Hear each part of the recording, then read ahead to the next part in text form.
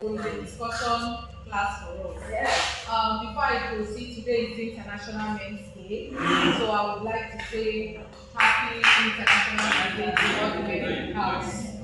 Okay, so I was asked to speak on the topic, the way to handle a girl child at puberty fallen victim as well as the boy. So we're going to look at how we can help our girl child to, especially when they get to puberty age, to not just staying away from or preventing unwanted pregnancy, but also to stay away from premarital sex. So I'm going to begin, because we're working with time, I'll just hit on the points. I'm going to begin with why are we focusing on puberty? I said number one here, sexual desires as part of puberty signs. It is certain that sexual desire is a part of puberty sign. Once these children they get to the age of between 9 to 23, when they enter early teenage and old teenage, the desire for sex grows. It's a natural thing. I've seen people say, this is my child, every time your body is sweeting you. When you see a man, your body is sweeting you. The man, when you see girls, your body is sweeting you. It is nature, because their body parts is developing.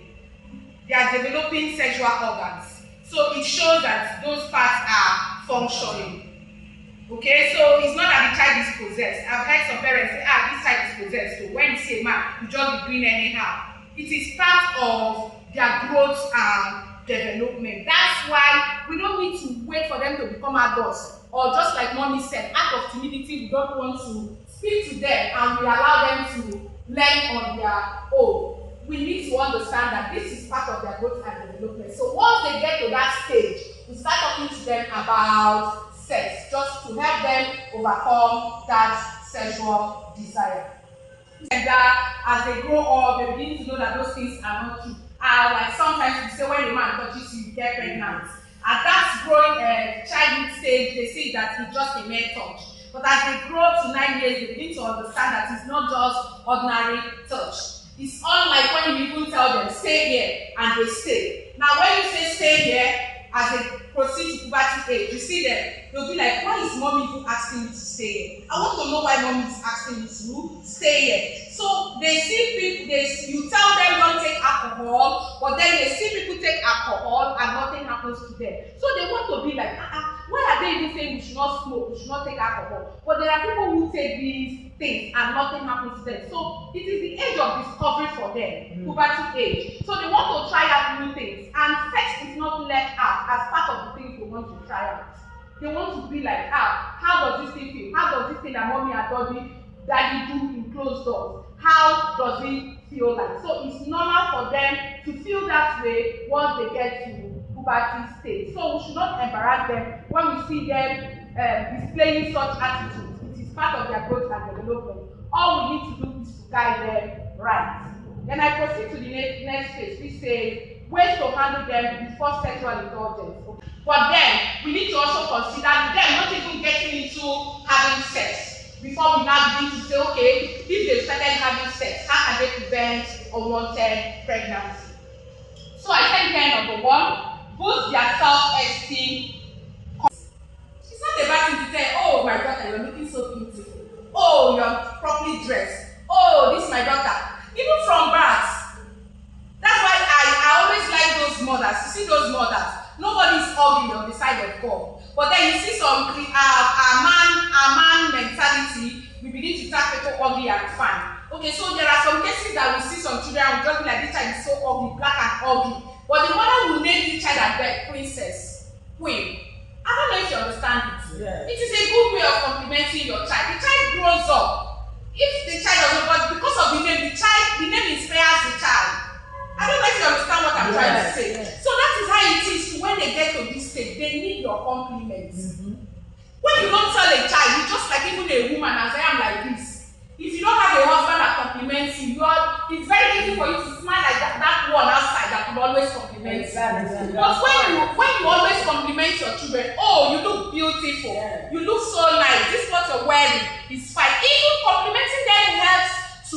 correct them, because when they wear the wrong one, you correct them, they easily take correction. That when you don't even say a word, you're waiting for when they do the wrong thing and you nag over the wrong thing. So we must learn how to compliment our girls. Make them feel nice and loved.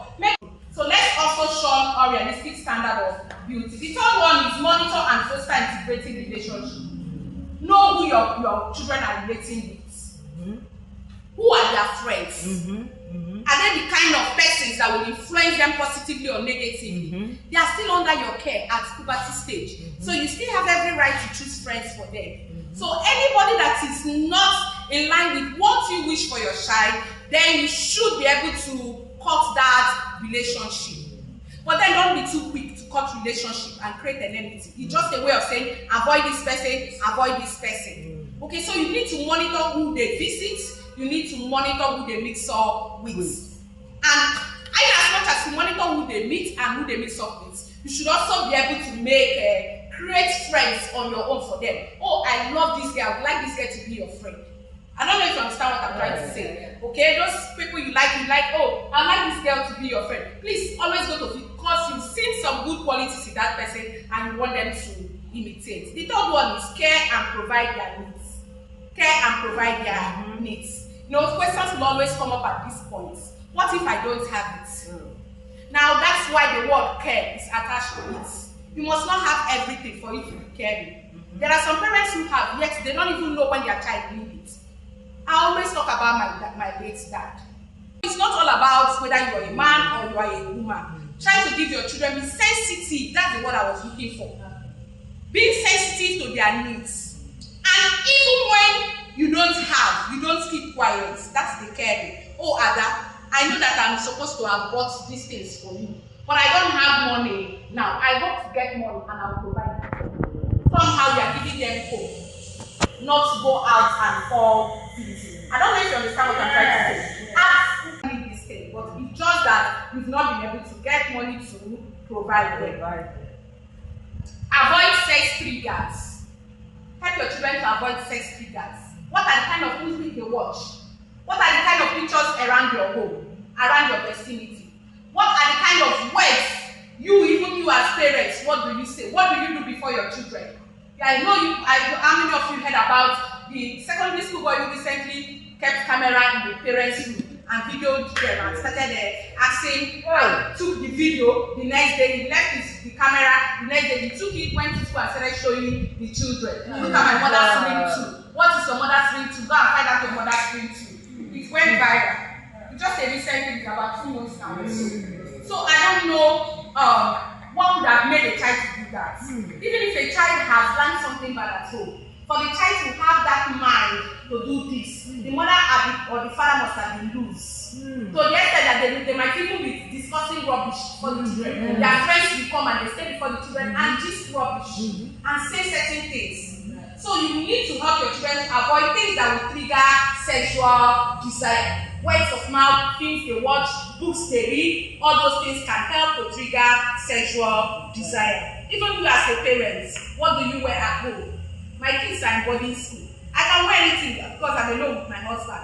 I can wear boxer. I can also decide not to wear if I don't want to. But once they are around, I know I should cover my body. It's not about whether it's my son or it's my daughter. This person will not feel.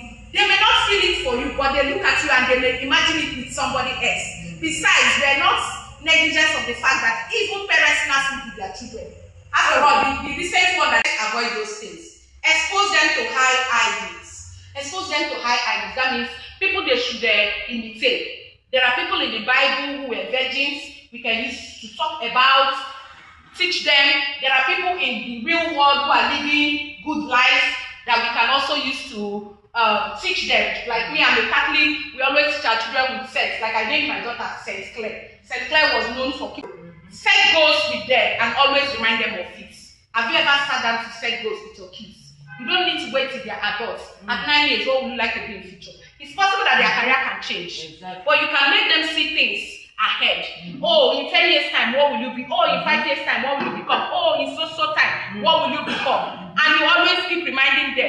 And as you are reminding them, you are pointing out the fact that there are certain things that may make you not to achieve this thing. For instance, if you start having sex. I don't know if you understand it. Okay, we are working with time, so we have to be faster. Give sex and drug education. Mommy, you said it. Timidity. Why can't we sit our children down and begin to talk to them about sex? If you don't talk to them, another person will talk to them. Talk to the other day I was giving girls sex education. And some of them didn't know that masturbation was part of sex. They think that sex is only when you have finally had sex with a man. Some of them don't know that even when a man is touching you, romance is part of it. It's part of it. They feel that, I can visit a guy, he can touch me, but I will not allow him to penetrate. But I let them know that there is penetrative and non-penetrative sex. And even at that non-penetrative sex, you wouldn't know when you will be carried away and enter into the penetrative sex. So you need to sit them down and teach them all of these things so they know. And then the next one is be a confidant. What do I mean by being a confidant? You should be somebody that your child will look up to you and confide in you. I don't know if you get what I'm trying to say. I remember those days when I used to help my mother in the shop. If anybody asks me out, I will go and tell my mother. But there is one girl who tells you go and tell my mother will even tell me that I'm the cause. I don't know if you understand. The girl, when she goes to say, me, I'll go and discuss with my mother that a boy asked me out. My mother will even slap me, stupid girl. Yeah, the one shaking your bumbo and everything. That's why they ask, you know. And then before you know it, the mother is even using it to abuse the girl. Maybe you send her on errand and she does not do it well, and the mother will start saying, you that boys have started talking to anyhow. You are not a confidant. Your child cannot come to you to tell you what is happening about her sexual life. But if your child knows that you are a confidant, your child can confidently come to you and say, this is this and this is that. And you know how to guide and counsel your child. Then the next stage is ways to handle them after sexual indulgence. Now we have dealt with trying to help them to avoid sexual activity. What about if your child has started doing it? You notice it. If you're a mother that is observant, you would have noticed that your child has started having such affair. What will you do to now prevent what? Unwanted pregnancy? What do you do? Do you just keep quiet? Or do you just keep abusing the child? Oh, this child, you started doing that. You have to do something. The first one I said, discipline unwanted behavior without risk of gain. Once you have noticed that your child has gone into it, that's your discipline. That the child has started does not mean that the child cannot stop it. You discipline your child, set rules that will not give her the opportunity of having to go and visit a guy. This is my closing time, this is this, you do this, I will not give you this if you don't come back by this time. You set rules to avoid it. I don't know if you understand my point. Then the next one says, teach them preventive measures. In as much as you know that your child is doing it. Some of us will say we are Christians. Yes, we are Christians. We are not encouraging our children to go into sex. But if you notice that your child has gone deep into it and you don't have control over it again, or probably a child that is already going into university, you are not there with the child. You will always advise the child, this thing is wrong. Don't go into sex. Or should you go into sex indirect way? You are not telling the child to go into sex, but these are some of the things people do to prevent sex, even though it is not 100% sure. You use condom, it's not 100% sure. Some will say when you sleep, you get up and everything will drop. Take warm water, everything will drop. Fine, these are ways, but they are not 100% sure. You are indirectly telling her some ways, in as much as you are trying to tell her that it is not what certain 100% sure. I don't know whether you understand, because you know this person is into it already. And at this point you are broken, you can't do any other thing to stop it. Okay? Then the next one is see a therapist if it persists. You know, let me start with rape, because rape is also part of sex. When children are raped, their parents try to hide it. You hide it, the guy goes scot-free. The guy will have the opportunity of doing it to another person. You hide it, a child is raped, you keep quiet, and it just ends like that. You don't know that that child needs to see a therapist. All those things have negative effects. Some children that you see that they become sexual addicts are because of what happened to them at early stage. You also see some of them become lesbian. It is because at early stage maybe they were even raped, and because of that they hate men, they will not like men. I don't know if you understand what I'm trying to say.